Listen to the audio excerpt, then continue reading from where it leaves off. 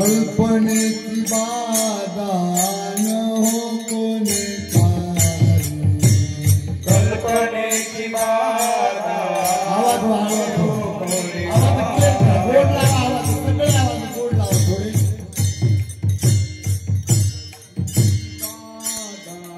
कल्पनेची बाधा न हो कोणी कारी,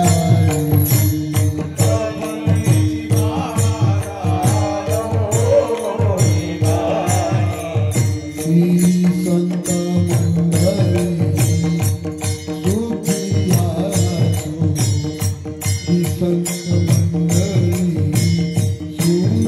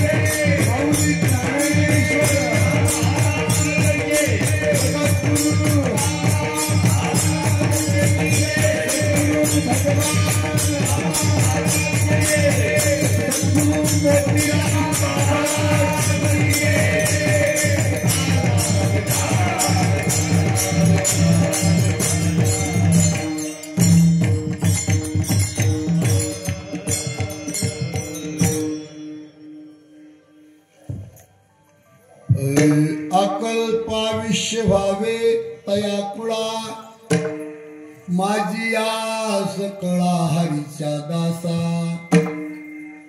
कल्पनेची बाधा न हो कोणे काळी ही संत मंडळी सुखी असो अहंकाराचा वारा न लागो राजसा माझ्या विष्णुदासा भाविकाशी कल्पनेची बाधा न हो कोणे काळी ही संत मंडळी सुखी असो नामा म्हणे तयासावे कल्याण ज्यामुखी निदान पांडुरंग कल्पनेची बाधा न हो कोणे काळी ही संत मंडळी सुखी असो नमो विठ्ठला राजिया पांडुरंगा नमो रुक्मिणी माऊली ज्ञान गंगा नमो पुंडलिका नमो चंद्रभागा नमस्कार माझा रुक्मिणी पांडुरंगा पांडुरंगा करू प्रथम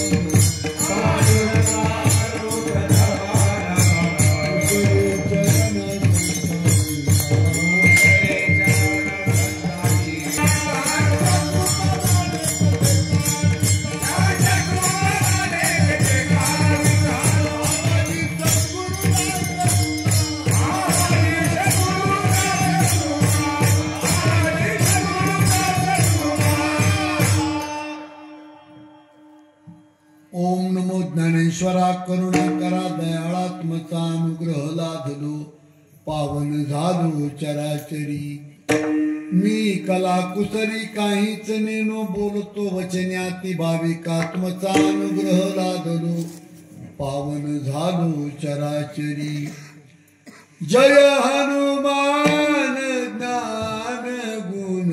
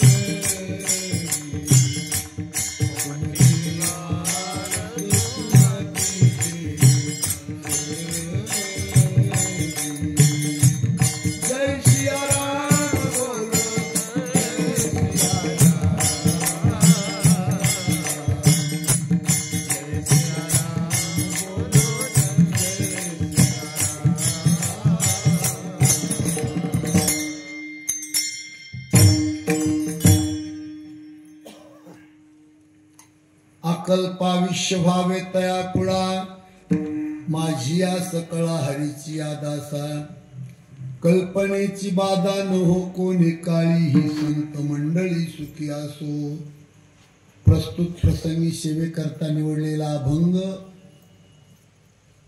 पांडुरंगाचे लाडके भक्त श्री संत ज्यांना विश्व संत अशी उपमा आहे नामदेव राया यांचा हा अभंग असून या अभंगामध्ये नामदेव महाराजांनी 4 प्रकारची मागणी मागितली देवाकडे की देवा जो निष्ठेने तुझी सेवा करतो जे कुटुंब निष्ठेने तुझी सेवा करतय त्या कुळाचं आयुष्य वाढव माणसाचं नाही बर का त्या कुळातल्या माणसाचं आयुष्य वाढव असं नाही म्हणले ते कुळाचा विषय. पांडुरंगा जे माणूस तुझी भक्ती करते रात्रंदिवस त्याला कल्पनेची बाधा होऊ देऊ नको. नंबर 3, पांडुरंगा जे तुझी सेवा करतय निष्ठावान वैष्णव आहे, अहंकार नावाचा रोग त्याला होऊ देऊ नको. आणि नंबर 4, जे कुटुंब तुझी सेवा करतय त्या घराचं अखंड कल्याण कर. ही 4 प्रकारची मागणी नामदेवरायांनी अभंगामध्ये केलेली. आणि हा अभंग कशासाठी निवडला? आता पुष्कळ याच्यावर अभंग आजच्या तुमच्या रामायणावर घेण्यासारखे होते, पण चला भाऊ आता आदरणीय माझ्यावर प्रेम करणारे हे कुटुंब, गोविंद नाना पाठीमागे कीर्तनाला आलो, माझ्या खिशात चकलीनं पैसे घातले, म्हणजे याचे कपडे घ्या. मी कधीच इतका भारी कपडा घेतला नाही, इतका शर्ट भारी घेतलाय. डॉक्टर नामदेव शास्त्री भगवान गडकर हे कापड घालते अंगावर, पण ते ब्रह्मचारी लोक आपल्याला अर्धा डझन लेकरं कसा हिशोब लागायचा? आपलं जाऊ द्या म्हणलं, गोविंदासाठी एक बार होऊ द्या. स्वतः त्या बीडला मराठवाडा टेक्सटाईल्स आणि तिथे कोसला म्हणून कापड आहे, कोसला हे कीर्तनात घालायला जुळत नसतं, हे कडक असते. ते नाना म्हणले आजच्या दिवस घाला, चला असू द्या. आणि मग आता संतांच्या भाषामध्ये या कुटुंबानी गावावर एवढं प्रेम करून हरिनाम भजन आणि भोजन हे गावासाठी महाराज कशासाठी करायचं? याचा हेतू काय? कोणताही माणूस कार्य करतो काहीतरी फळाची अपेक्षा धरून करतो. मला वाटतं माझ्या बोलण्याकडे तुमचं लक्ष नाही, कारण कीर्तन ऐकून बोथड झालेली माणसं रोज कीर्तन, त्याच्यामुळे कीर्तन अंगा घालून चाललंय का डोक्यावून झालंय. माझ्या बोलण्याकडे लक्ष द्या.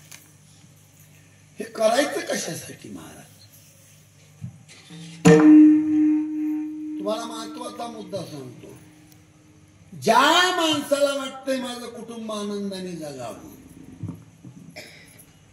घरातली लक्ष्मी बाहेर जाऊ नये आणि रस्त्यावरची अवदासा घरात येऊ नये, त्या माणसानं उंबऱ्यावरचा धर्म जगवायचा असतो. उंबऱ्यावर धर्म बसून असतो. माय मावल्यावर उंबऱ्यावर धर्म बसून असतो म्हणजे 4 गोष्टी त्या घरातल्या माणसाचा अभ्यास करण्यासाठी बसून असतात. कोणत्या 4 गोष्टी? नीट लक्ष द्या. सत्य, आवाज आपटतोय थोडं, हे कमी. सत्य, तप, दया आणि दान. या 4 गोष्टी जर जिवंत ठेवण्यासाठी तुम्ही जगलात का, स्वप्नात सुद्धा घाबरू नका. माझी विनंती आहे तुम्हाला, स्वप्नामध्ये सुद्धा घाबरायचं नाही, पण या 4 गोष्टीला जपायचे. सत्य, तप, दया आणि दान. जपायचं म्हणजे पहिला मुद्दा आहे सत्य. पैसे कमवण्यासाठी खोटं नाही बोलायचं. आणि एखादा माणूस लबाड्या करून श्रीमंत होतोय म्हणजे ते 10 वर्षाचा काळ असतोय. मी शहाणे माणसे 11व्या वर्षी त्या घराला उतारला. लय वाईट मार्गाने पैसे कमविणारे लोक जगात होऊन गेले. त्यांच्या घराने डुकरं नाचते. शहाणे असला ते कीर्तन असं कोरून ठेवा माझे, आणि धोका झाला तर फाशी घेईन तुमच्या गावात येऊन. पण या गोष्टी जपा. एक बीडला अतिश्रीमंत माणूस आहे, वंजाऱ्याचाच या, अर्ध्या एकर मध्ये बंगला आहे त्याचा, नुसत्या चोऱ्या केल्या. एक मुलगा होता जालना रोड, लग्न झाल्यापासून नारायण भाऊ जालना रोडला ऍक्सिडेंट मध्ये मेला 4 महिन्याला. तरुण मुलगी सून घरामध्ये, नवरात्री तर रोडला मेल्याला कळाल्याबरोबर राखेलचा डबा अंगावर घेतला आणि बघून घेतला. एक पोरगण सून घरामध्ये निघली. अर्ध्या एकर मध्ये बंगला बांधलाय, काही कुटाने करून पैसे कमवायचे. अजून एक म्हातारा म्हातारी, मरण येत नाही त्याला, सडून गेले बीपीनं साखरेनं. मी विनंती माझी, एकही रुपया वाईट मार्गाने आणू नका. एका रुपयाचे 1000 पट पैसे फेडावे लागतील माणसाला. सत्य, सत्य हा धर्माचा पाय. आणि हिंदीमध्ये त्याच्या अगोदर सांगतो, सध्याच्या काळामध्ये खरं बोलणाऱ्या माणसाला त्रास आहे, खोटं बोलणाऱ्याला त्रासच नाही महाराज. जेवढ्या लबाड्या करताल का तुम्ही तेवढा समाजामध्ये सन्मान आहे तुमचा. आणि ही कलियुगातली दुर्दशा आहे. पाहू कलीचे महिमा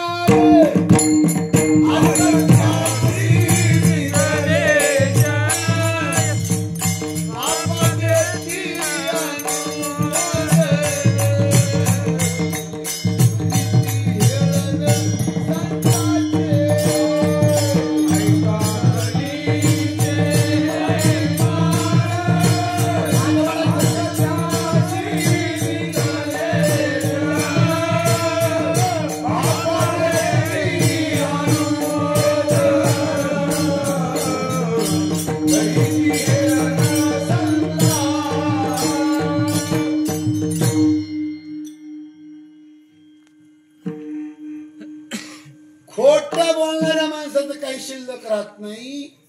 हा कीर्तनाचा संदेश आहे तुम्हाला. कुणी असू, माझ्यासारखा महाराज असू नाही तर त्याचा बाप असू, अहो देवाला नाही चुकलं, स्वतःला पोरग होण्यासाठी आंधळ्या मायबापाचं लेकरू मारलं श्रावण बाळ दशरथ राजाने. कायम शाप दिला आंधळ्या मायबापाने, हातपाय फोडून मेले आणि शाप दिला, असाच मरशील तू. एकुलते एक बाळ मारलंस ना आमचं, असाच मरशील हातपाय फोडून. अरे देवाला भोगावं लागते, तुम्ही आम्ही कोण म्हणून खरं बोललं पाहिजे. खरं बोला. नंबर 2, तप. तपश्चर्या रक्तामध्ये माणसाच्या पाहिजे. त्याग महत्वाचा आहे, भोग नाही. त्याग महत्वाचा आहे. संत भगवान बाबाच्या त्यागाचा सुगंध चंद सूर्य जिवंत आहे तोपर्यंत आहे. ओ स्वतःच इंद्रिय गारगुटीने तोडून काढलं आणि जिथं जिथं रक्त सांडलं तिथं तुळशी जन्माला आल्या. रक्त सांडिले जेते धावून आले देव, दिले अभय तेथे. आरती भगवान बाबा चिदानंदाचा गावा. वैराग्य मूर्तिमंत दिशे शांतीची शोभा. दिसल ती वस्तू खायची नाही, दिसल ती वस्तू घ्यायची नाही, त्याचा त्याग असावा. व्रत वैकल्य असावा, एकादशी असावी, सोमवार असावा, पंढरीची वारी असावी. तपश्चर्या महत्वाची आहे. नंबर 3, दया. भगवान कृष्ण अर्जुनाला म्हणले, मी कुणाच्या घरात राहतो? पैशावाल्याच्या नाही, जेथ संपत्ती आणि दया ही दोन्ही वसती दया ठाया तेथे जाण धनंजया विभूती माझी. मावशा हो, स्वतःच्या लेकराला दुधाचा काला कुणी घाली लय मोठी गोष्ट नाही ती, पण शेजारणीचं लेकरू मांडीवर घेऊन त्याच्या तोंडात दुधाचा काला घालता आला पाहिजे ही दया.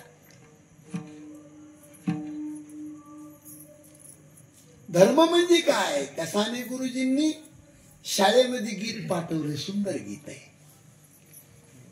खरा तो एकची धर्म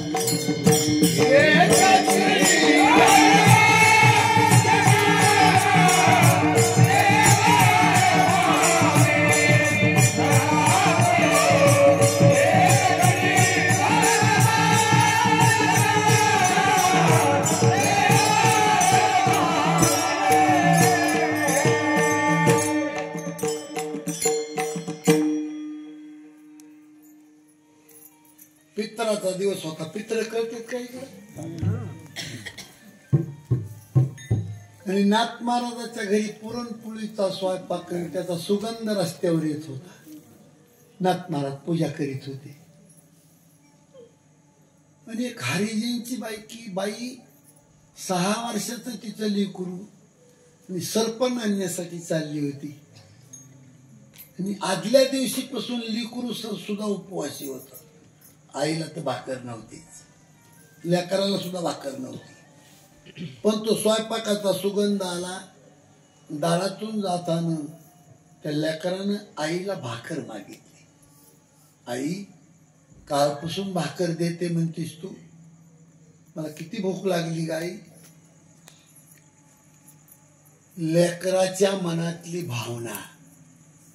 राजवाड्यामध्ये पूजा करताना पैठणला नाथ महाराजांना हे कळालं.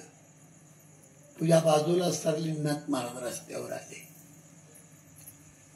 हरिजयंची बाई लेकराला घेऊन उभी होती दारामध्ये. नाथ महाराजांनी तिच्या समोर येऊन हात जोडले. आई, चल माझ्या घरी जेवायला, चल चल. घाबरली बाई ती. नाथ महाराज श्रीमंत होते, दरारा होता त्यांचा, वजनदार होते ते, पण घाबरली बाई. आणि नाथ महाराज म्हणले, घाबरू नको आई, तू खूप मी पुण्यवान आहे, माझ्या आई वडिलाची आज पितर आहेत, चल चल माझ्या घरी. एक हरिजनची बाई तिचं लेकरू वाड्यामध्ये आणून गिरजा काकू आणि नाथ महाराजांनी चांदीचे ताट, चांदीचे पाट आणि पुरणपोळीचं ताट, गावरान गाईचं तूप आणि नवरा बायको समोर बसले माझ्या लेकराच्या समोर. नाथ महाराजाच्या मुखातले वाक्य येत. त्या बाईला नाथ महाराज म्हणले, आई साहेब, मला असं वाटतंय की माझी माय स्वर्गातून आज जेवायला आली, जेवा ना तुम्ही, जेवा.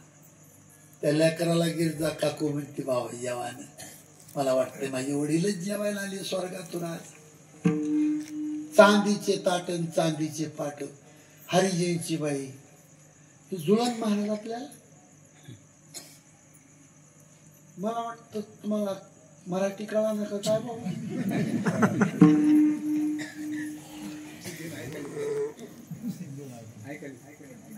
नाही मला कळत नाही, उगा चिमटे घेत मला सवय लागली. नाही मला सांगा तुम्ही, इतकी खाल्ल्या थरानं जगतो आपण, घरातच एकामेकाचं तोंड पाहत नाहीत ना आपण. कधी हरिजनची बाई जीव घालू शकतो आपण पितळाच्या दिवशी.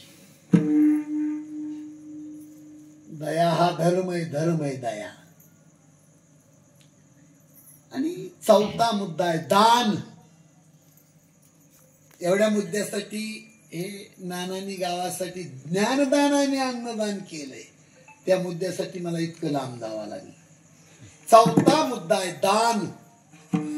पाण्यानं तळ फुल भरून फुटू नये असं वाटत असेल तर त्या तळ्याला काय असावा? सांडवा. तसं घरात आलेलं धन टिकून राहावं असं वाटत असेल तर दान रूपी सांडवा असावा. 3 मुद्दे येत. दान केल्यावर धन वाढत, दान केल्यावर धन टिकत, आणि दान केल्यावर त्या धनाला जाळी आळी लागत नाही, स्वच्छ होत. माझ्या बोलण्याकडे लक्ष नाही का तुमचं? दान केल्यावर धन वाढत, दान केल्यावर धन टिकत, आणि दान केल्यावर धनाला जाळी आळी लागत नाही. म्हणजे याचा अर्थ काय घेणार तुम्ही? त्या श्रीमंताला गावात कुणी नावं ठेवीत नाही. जर एखादा माणूस त्याच्या संपत्तीमधून गावामध्ये असं रामायण करीत असेल, गोरगरिबाच्या मुखामध्ये जेवण घालीत असेल तर लोक त्या व्यक्तीचा आदर करतात. यांनी कष्टामधून गावासाठी हे कार्य केलं, आणि याचा फायदा त्या कुटुंबाला हा होतो की ज्या माणसाने महाराज हे दान घेतलं, रामायणाचं दान असेल, रामायण ग्रंथाची संस्कृती हे दान आणि अन्नदान हे ज्या कुटुंबानं दिलं आणि ज्यांनी घेतलं, दुश्मन जरी असला तरी त्याचा आत्मा त्या कुटुंबाला आशीर्वादच देऊन जातो. ही ताकद आहे महाराज त्याच्या पाठीमागे. आणि रामायणाचं दान म्हणजे सूर्य उगवेपर्यंत उठायचा नाही तुम्ही, कारण मी रामकथा सांगतो. गोस्वामी तुलसीजीला विचारलंय एका साधकाने, डॉक्टर साहेब काय तुम्ही बोलू को, किती दिवसापासून तुमचं रामायण अजून किती दिवस चालणार आहे? तुलसीजी म्हणले बाबा जब तक चांद सूरज रहेगा तब तक राम कथा चलती रहेगी. पण हे उत्तर अपुरं वाटलं, तुलसीजीनी तोंडात मारून घेतलं. चुकलं म्हणले, मला माफ कर थोडं. जब तक चांद सूरज रहेगा तब तक राम कथा चलती रहेगी हे उत्तर अपुरं आहे म्हणले. मग पूर्ण उत्तर कोणतं? राम कथा जब तक चलती रहेगी तब तक चांद सूरज रहेगा हे उत्तर बरोबर आहे. नाही कळत तुम्हाला? ठीक आहे बाबा, ह्या रामायणाला बोर तर होत नाही तुम्ही? रोज रामायण रामायणाला बोर तर होत नाही तुम्ही? तुलसीजी त्याचं दुसरं उत्तर देतात, अरे मछली जब पानी से बोर होगी तब राम कथे से आदमी बोर होगा. पाण्यातला मासा जर पाण्याच्या बाजूला काढला तरी किती वेळ जगलो? मावशी माझ्याकडे लक्ष नाही का तुमचं? ऐकू आहे ना का मावशी तुम्हाला? का म्हणून कावऱ्या बावऱ्या झाल्या? माझं लक्ष असते सगळ्या माणसाकडे. हो, पाण्यातून मासा जर बाजूला काढला तर एक क्षणभर जगल. जीवना वेगळी मासोळी, जीवना वेगळी मासोळी,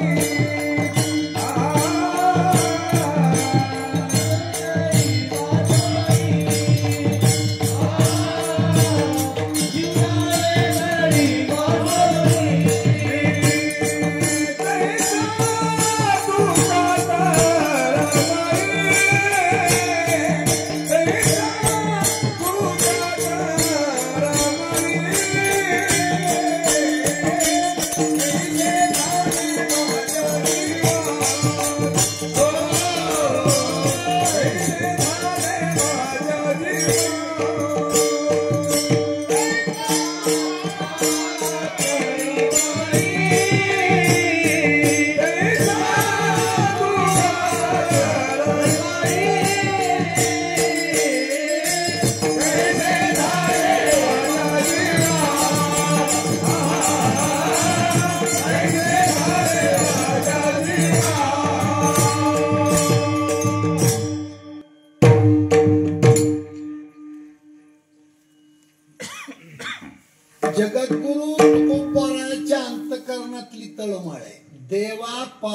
जो बाजूला राहिला, पाण्याच्या बाजूला काढलेला मासा किती वेळ जगल हो?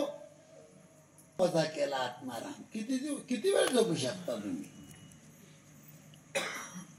म्हणून रामकथा, रामायण आपल्या भारताचा आदर्श ग्रंथ आहे महाराज. खूप महत्वाचा ग्रंथ आहे. भारतातल्या लोकांनी जगावं कसं ही शिकवणारी संस्कृती आहे. बघा तुम्ही, त्याच्यातले काही मुद्दे सांगतो तुम्हाला. रामकथा म्हणजे ही मंदिरातली कथा नाही, ही प्रत्येकाच्या घरातली कथा आहे. रामकथा ही एका प्रपंचिक आदर्श पुरुषाचीच कथा आहे. आदर्श कुटुंब, लांडी लबाडीचं कुटुंब नाही. घर मोठं असेल पण घरातला माणूस लबाड असेल तर ते आदर्श कुटुंब नाही. घर साधा असेल पण घरात राहणारी माणसं जर एका विचाराची असतील तर आदर्श कुटुंब आहे. ठीक आहे, आता सुनायलाच का कीर्तनाला? सासाचा काय फायदा आहे मला? सांगितलं असतं सुनाला थोडं समजून कीर्तनात, सासू नीट सांभाळ म्हणून. कधी असंच आहे कीर्तनात, सुना घरी आणि म्हाताऱ्या समोर.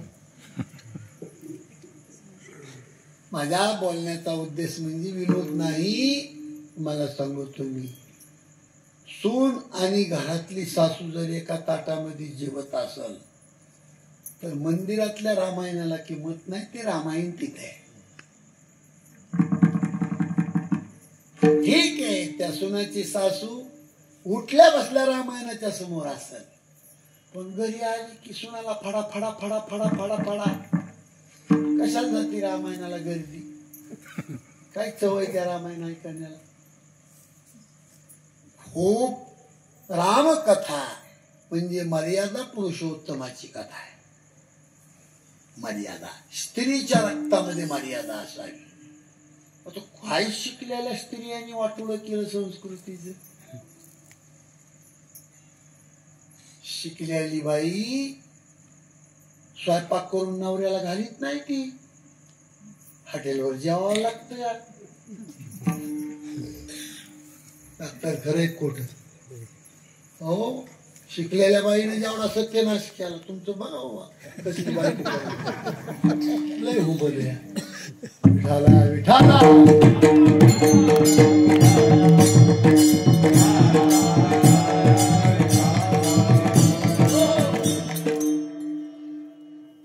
शिकलेल्या बाईने जेवढा सत्यनाश केला संस्कृतीचा एवढा कुणीच केला नाही महाराज. जेवढ्या भारतामध्ये डॉक्टर मुली झाल्या एकही मुलीच्या कपाळाला कुंकू नाही. मुसलमानी ती का हिंदू?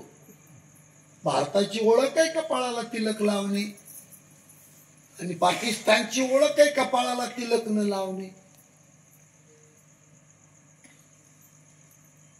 एकही मुलगी बांगडी घालीत नाही, एकही मुलीच्या कपाळाला कुंकू नाही. नवरा असून एकही शिकलेली बाई काळी पोत घालीत नाही. या 3 गोष्टी हिंदू धर्माच्या शिकलेल्या महिलांनी बुडवल्या. हे इथं तुम्ही खेड्यात बोलतो नाही मी, तिथं पुणे मुंबई सारख्या ठिकाणी आजीवलीला पनवेलला कीर्तन होतं माझं. 20,000 लोक असतील या महिन्यामध्ये. शेती बोल काढले लोक हाणतोच म्हणलं एकेकाला. हे रामायणाची संस्कृती नाही. बघा आता रामायणामध्ये तुम्ही ऐकले हे ह्या 7 अध्यायामध्ये काही नाही ते, पण रामायणामध्ये मावल्या हो वनवासाच्या काळामध्ये अनुसया मातेने सीतामाईला पतिव्रतापणाचा धर्म शिकवला. संस्कृती भारताची. आत्री ऋषीच्या आश्रमावर राम लक्ष्मण सीता गेल्याच्या नंतर आत्री ऋषीने रामाची पूजा केली आणि अनुसया मातेने सीतामाईची पूजा केली. जेवढे आहेबाईचे अलंकार असते तर तेवढे अलंकार अनुसया मातेने काढले. ठेवणीचे अलंकार आणि सीतामाईच्या अंगावर स्वतः घातले, नवे कपडे आहेबाईचे घातले, हळद कुंकू लावून सीतामातेची पूजा केली आणि एकांतामध्ये नेऊन अंगावून हात फिरून सीतामाईला पतिव्रतापणाचा धर्म शिकवला. हे जानकी स्त्रीच्या जीवनामध्ये स्त्रीचा सांभाळ करणारे मायबाप आणि बंधू ठराविक काळ असतात, पण त्या स्त्रीला शेवटच्या श्वासापर्यंत सांभाळणारा तिचा पती असतो. म्हणून प्रत्येक स्त्रीने आपल्या पतीला देव समजून त्याची सेवा करावी. पहिला मुद्दा. दुसरा मुद्दा, अनुसया माता म्हणते जानकी आपला पती बाहेर असेल, आपला पती मुक्का असेल, आपला पती आंधळा असेल, आपला पती दिसायला काळा असेल, आपल्या पतीला महारोग फुटला असेल, आपला पती भिकारी असेल, कसाही असेल तो, पण जी स्त्री त्याला देव म्हणून त्याची सेवा करती ती स्त्री पतिव्रता. तिसरा मुद्दा, अनुसया माता म्हणती पतिव्रतापणाच्या 4 खाणी सांगितल्या. उत्तम पतिव्रता, मध्यम पतिव्रता, कनिष्ठ पतिव्रता, सामान्य पतिव्रता. उत्तम पतिव्रता कशाला म्हणायचं? स्वप्नात सुद्धा आपला पती सोडून इतर पुरुषाचा चेहरा पाहत नाही. स्वप्नात सुद्धा जर स्वप्नात तिच्या नजर चुकीने देवच आला, देवाला सुद्धा म्हणते ती, कोण तू? देव म्हणतो मी जगाचा मालक आहे. ती स्त्री म्हणती तू जगाचा मालक तुझ्या घरी, तुझा मला काहीही संबंध नाही. जर मला भेटण्याची तुझी इच्छा असेल तर माझ्या मालकाचं रूप घेऊन ये, मी भेटते तुला. स्वप्नामध्ये सुद्धा आपला पती सोडून इतर पुरुषाचा चेहरा पाहत नाही. हाय लेवलची पतिव्रता. हे अनुसया माता सीतामाईला शिकवते बरं मावशी. 2 नंबरची पतिव्रता, करती मालकावर प्रेम पण बापासारखं, भावासारखं, मुलासारखं. 2 नंबर लागला तिचा. 3 नंबरची पतिव्रता, करती मालकावर प्रेम पण घरातल्याचा दबाव म्हणून करती आणि वेळेचा अभाव म्हणून करती. 4 नंबरच्या स्त्रीचं वर्णन करायला माझं तोंड पुरत नाही. पण जाता जाता माझ्या मावल्यांना माझी विनंती आहे, परमार्थाचं आगाव नाटक करू नका. 16 सोमवार धरी ती महिना महिना नवऱ्याचं बनेल दूत नाही, हे नाटक करू. विठाला विठाला.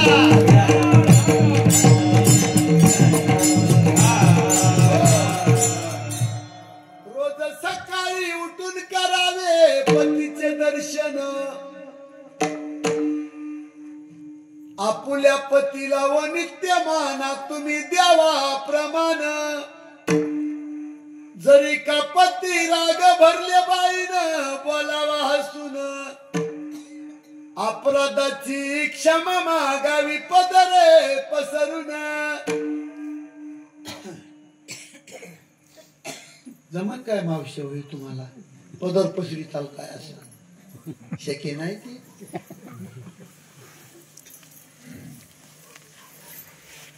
अनुसया माता पतिव्रता अनेक मुद्दे रामायणामध्ये सांगितले. मला त्याच्याकडे जायचं म्हणल्यावर आपला अभंग तसाच राहील.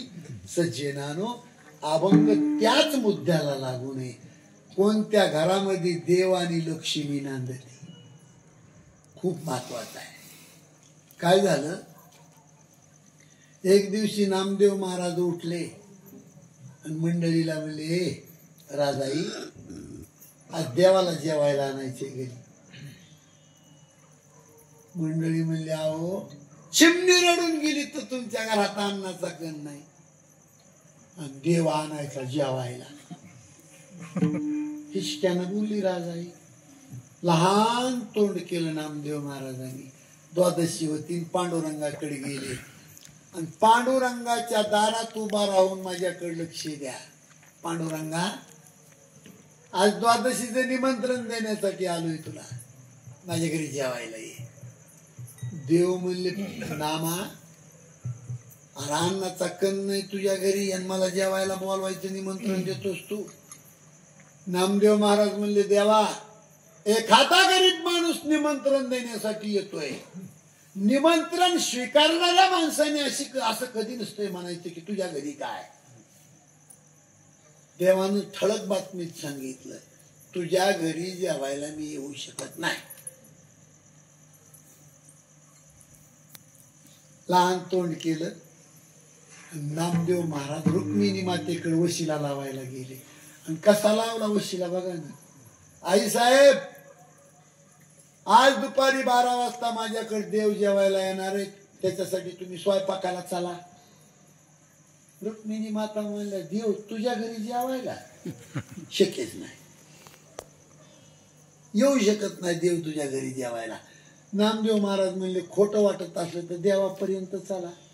रुक्मिणी माता म्हणली चल. रुक्मिणीला घेऊन नामदेव महाराज देवाच्या समोर आले. आणि रुक्मिणी अशी उभी, नामदेव महाराजांनी असं वर बोट काढून देवाला धमकी दिली. देवा खरं सांगतो, माझ्या घरी जेवायला येतो म्हणला का नाही. देव म्हणले हो. दड दड खोटं बोलला देव.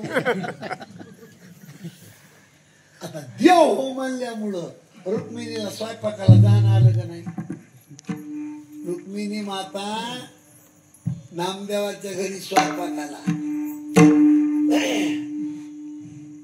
नामदेवाच्या घरात गेली रुक्मिणी. अख्खं घर चाललं. नामदेव महाराज वाटेवर बसले होते बाहेर. नामा जी, अरे नामा तुझ्या घरात पाणी सोडून काहीच नाही, फक्त पाणी आहे. स्वयंपाक कशाचा करू. खूप महत्वाचं, इकडे लक्ष द्या. नामदेव महाराज म्हणले, आई साहेब तुम्ही ओरडून सांगतात तुझ्या घरात काय म्हणून, हे तुम्ही सांगतात आणि मी ऐकतो इथपर्यंत बरं आहे. पण तुझ्या घरात काय हे जर शेजाऱ्यानं ऐकलं तर तुमची आबरू गेली, माझी आबरू गेली. तुमच्या तोंडात शब्द शोभत नाही हा तुझ्या घरात काय. कारण तुम्ही प्रत्यक्षात लक्ष्मी. माझ्याकडे लक्ष नाही का तुमचं. ज्या घरात लक्ष्मी उभी ती त्या घरातून म्हणू शकते काय तुझ्या घरात काय. लक्ष्मी कसली ती. नाविलाज रुक्मिणीनं 5 पक्वान्नाचं जेवण केलं तयार. आणि जगाचा बाप जेवायला आला. 2 चांदीचे ताट, चांदीचे पाट. देव जेवायला बसले. आणि वाटेवर नामदेव महाराजाला हाक मारली, नामा ये ना बाबा जेवायला, तुझी इच्छा पूर्ण झाली ये. नामदेव महाराज उठले आणि देवाला हात जोडले. देवा, असा जगात तरी नियम आहे काय, मालकाच्या शेजारी नौकरानं जेवावं. जगात नियम आहे. नामा म्हणे देवा, तुम्ही तुमचे जेवा, उरला प्रसाद आम्हाशी केवा. ज्याच्या घरी जाऊन जगाचा बाप जेवत होता त्या नामदेव महाराजांचा अभंग आहे. आणि जगातल्या भक्त मंडळीचं अंतकरण घेऊन नामदेव महाराज पांडुरंगाच्या दारात जाऊन बसले आणि धरलं. आणि पांडुरंगाला भीक मागितली की ज्या घरामध्ये तुझी सेवा चालू असेल त्या कुळाचं, त्या कुटुंबाचं आयुष्य वाढव. त्या अभंगाचं पहिलं. Oh,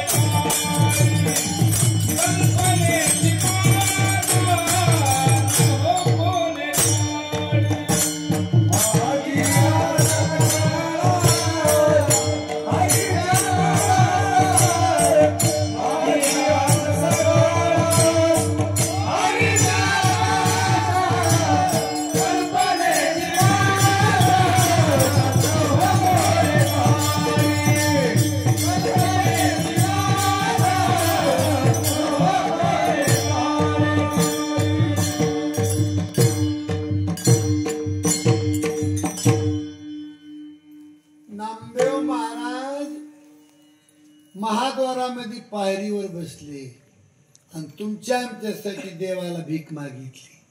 पांडुरंगा, ज्या कुटुंबाने तुझं दास्यत्व स्वीकारलंय त्या कुळाचं आयुष्य वाढव. किती वाढव आयुष्य? किती? आकल्प. आकल्प शब्द वापरलाय. तुम्हाला सांगू, एक कल्प कसा होतो ते सांगतो. मेंढीचे केस बघा, जमिनीमध्ये 1 फूट खोल, 1 फूट रुंद, 1 फूट लांब जमिनीत खड्डा खोदायचा. त्या खड्ड्यामध्ये मेंढीचे केस हत्तीच्या पायाने दाबून बसवायचे आणि 1 वर्ष झालं की 1 केस उचलायचा आणि बाजूला ठेवायचा. 1 वर्ष झालं की 1 केस उचलायचा आणि बाजूला ठेवायचा. 1 वर्ष झालं की 1 केस उचलायचा आणि बाजूला ठेवायचा. जेव्हा सगळे केस संपतील तेव्हा होतो 1 कल्प. तेव्हा 1 कल्प होतो. आणि असं कल्पांती त्या कुळाचं आयुष्य वाढव. त्याचा अर्थ असा आहे, तुम्हाला सांगतो की कोणत्याही माणसाला 100 वर्षाच्या पुढे आयुष्य नाही. प्रत्येकाला मरण आहे ना. शरीर हे नाश काय, मनुष्य मरणार म्हणजे मरणार. अर्बुजवाडीतलं मला नाही सांगता येणार त्याला. प्रत्येक त्यातले लोक जरा मरण यातून सुटला कोण प्राणी जात, दुःख मुक्त जगला कारे तुम्ही जीवनात. वियोगार्थ मिलन होते नेम हा जगाचा, पराधीन आहे जगती पुत्र मानवाचा, दोष ना कुणाचा. जन्म झाला त्याचं मरण. माणसाला मरण आहे, कुळाला मरण नाही. कुळाला मरण नाही. मला सांगा, तुम्ही कलकत्त्यामध्ये उच्च प्रतीचे वकील होते आणि त्यांच्या पत्नीला 2 नावं होते, भुवनेश्वरी आणि शारदा देवी. संपत्ती होती पण संतती नव्हती. एका ब्राह्मणाने सांगितलं त्या बाईला, तू काशीला जाऊन विश्वनाथाच्या मंदिरात जप कर, तुला पुत्र संतती होईल. ब्राह्मणाचं ऐकून शारदा देवी काशीला गेल्या. 3 महिने माऊल्या हो माझ्याकडे लक्ष द्या. 3 महिने पहाटे 3 वाजता गंगेचं स्नान करायचं, दिवसात 1 कब्बर गावरान गाईचं दूध प्यायचं आणि ओम नमः शिवाय विश्वनाथाच्या मंदिरामध्ये जप करायचा.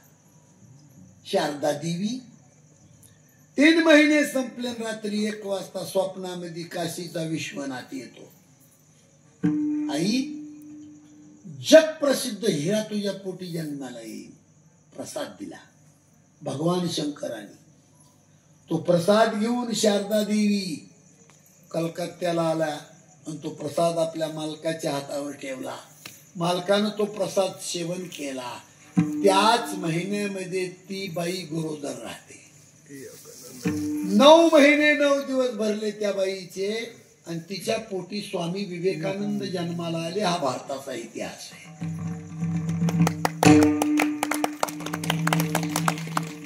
आता मला महत्वाचा मुद्दा तुमच्या समोर मांडायचा. हे आपलं घरातलं कीर्तन आहे, घरचं आपली चर्चा आहे. स्वामी विवेकानंद शारदा देवीच्या पोटी जन्माला आले. एकच मुलगा आणि तो मुलगा जगला 39 वर्ष. पण 196 देशामध्ये त्याचं साहित्य, नाव आहे त्याचं. 39 वर्ष झाले की स्वामी विवेकानंद जग सोडून गेले. आत्ता माझा प्रश्न आहे तुम्हाला, या कुळाला आयुष्य आहे का नाही? माणसं ते गेले निघून.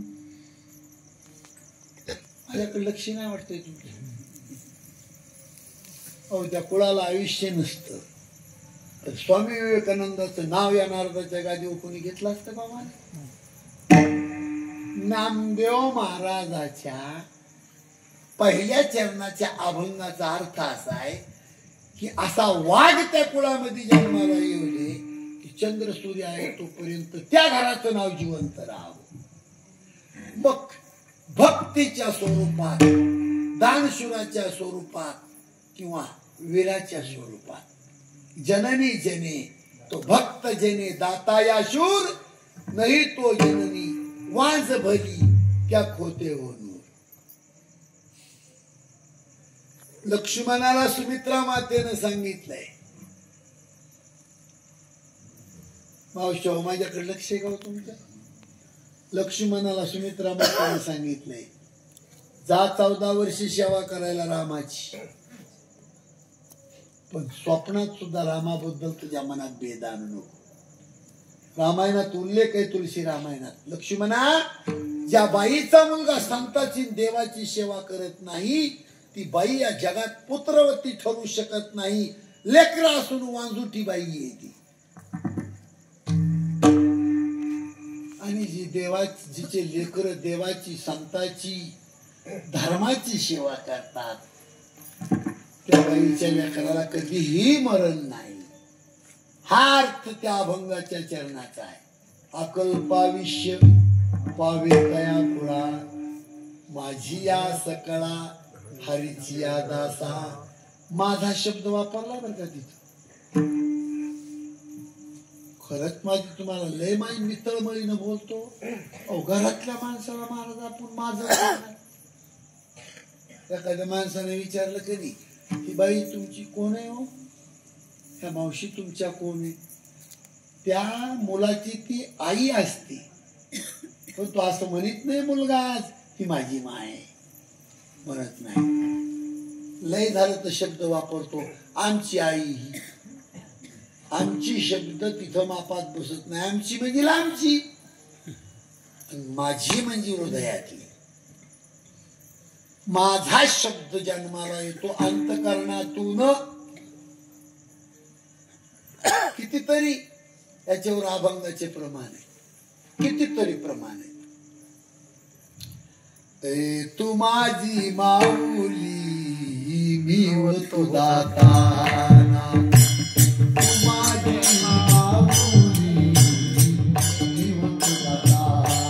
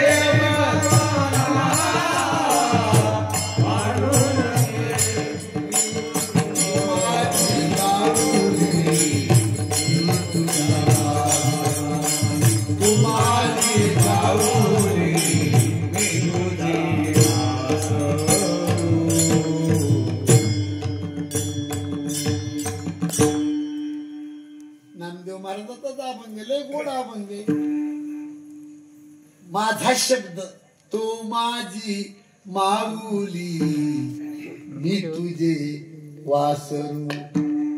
नाही तू माझी माऊली मी हो तुझा तहाना. पाजी प्रेम पाहना पांडुरंगे. तू माझी गाऊली मी तुझे वासरू.